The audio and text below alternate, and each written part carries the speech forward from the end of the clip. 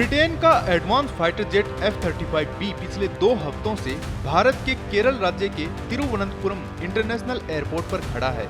यह विमान 14 जून को एक आपातकालीन स्थिति में यहाँ उतरा था।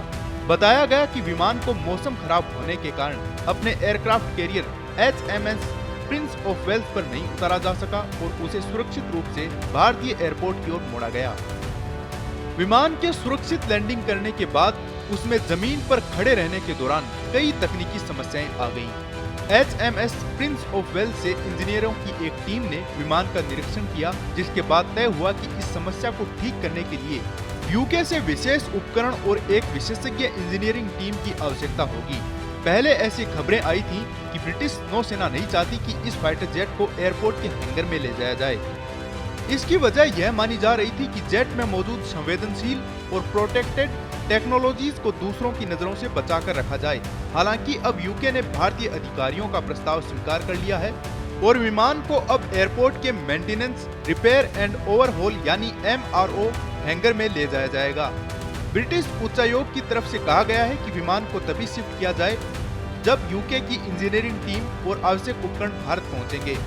यह प्रक्रिया ऐसे समय में की जाएगी ताकि हवाई अड्डे की अन्य उड़ानों और मरम्मत कार्यों में कोई बाधा न आए।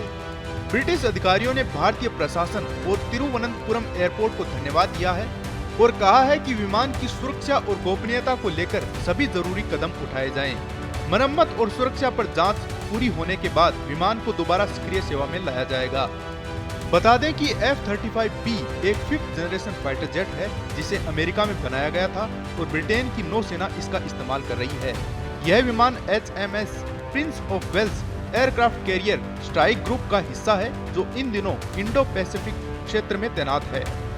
भारत के साथ समुद्री युद्ध अभ्यास के बाद यह विमान लौट रहा था जब उसे खराब मौसम के कारण वैकल्पिक लैंडिंग करनी पड़ी।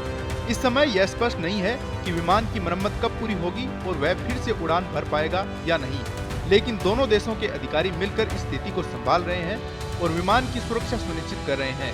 ताज़ा अपडेट के लिए जुड़े रहें पत्रिका के साथ। नमस्कार।